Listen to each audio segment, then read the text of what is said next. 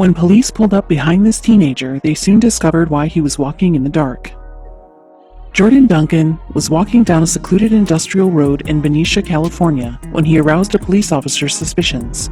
That cop was Kirk Keffer, and he had decided to stop his car and ask the teen a few questions. In doing so, though, Keffer discovered exactly why Duncan was trudging through the darkness. Duncan comes from Vallejo, California, and in November 2016 he was 18 years old and saving up for college. Furthermore, in order to raise some cash for school, Duncan had taken up a job packing boxes at a health products company. That business, meanwhile, was based 7 miles away from Duncan's home in the city of Benicia, California. So in order to get to and from his graveyard shift, he relied on his 2001 Volvo. At least that was the case until summer 2016 when the car broke down. And without his own means of transportation, Duncan began to rely on colleagues for rides to work.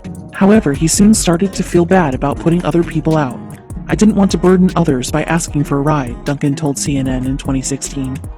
As a result, the dedicated teen started to walk to and from work. The epic journey took over 2 hours each way, and it led Duncan through the industrial part of Benicia, the very area where Cop Keffer first noticed him.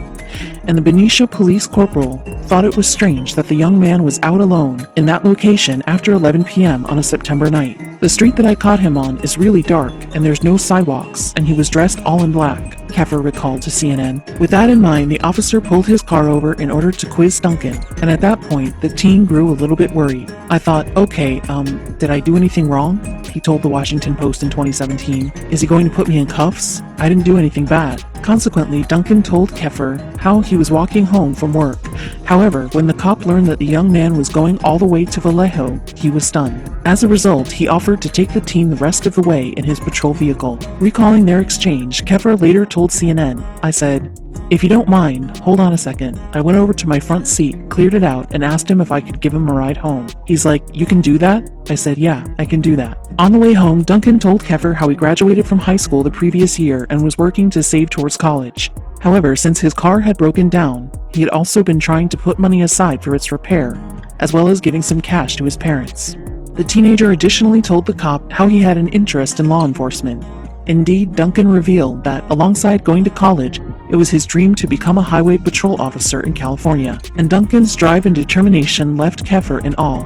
The idea that the teen would spend 5 hours of his day walking in order to achieve his dreams was seriously impressive to the cop. So much so, in fact, that he really wanted to reward the teenager. Speaking to Inside Edition in 2016, Keffer explained, "People use a long commute as an obstacle not to work. I wanted to make sure that he understood a good work ethic and dedication like that is going to be noticed and rewarded." Therefore, when Keffer returned to the police department later that night, he asked his supervisor whether there was anything they could do to help Duncan. And as both of the cops were board members of the Benicia Police Officers Association, they chose to email their colleagues with an idea. In particular, Keffer and his supervisor suggested that the department buy Duncan a bicycle, and less than an hour later, the board were in agreement to help the teen. So later that week, the cop turned up at Duncan's workplace with a new bike, complete with lights and a helmet. Certainly the gift would make a real difference to Duncan. By cycling to and from work, he could cut almost 2 hours off his daily commute. Describing Keffer's impact, the teen said to Inside Edition, "He helped make my life easier." Praising the police department in general, he added, "They care about their community, they care about their people, and they care to help us." However, the cops' generosity didn't end there.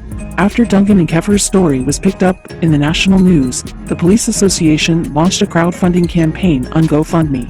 The aim was to raise $5,000 so Duncan could repair his car. But after just a few days, the donations had surpassed 10,000.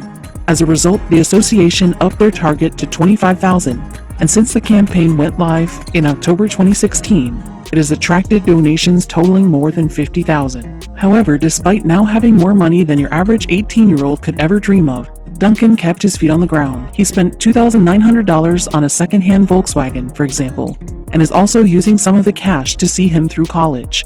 In January 2017, he took up a place at Solano Community College where he decided to major in law enforcement. But even though he was busy with studies, Duncan still kept his job at the factory. And with his work ethic, there's no limit to what the young man might achieve, especially with a cop as his mentor. He stopped and asked for my opinion, which meant a lot, Keffer revealed to the Washington Post. He's got a bright future ahead of him. I just hope he continues down this path.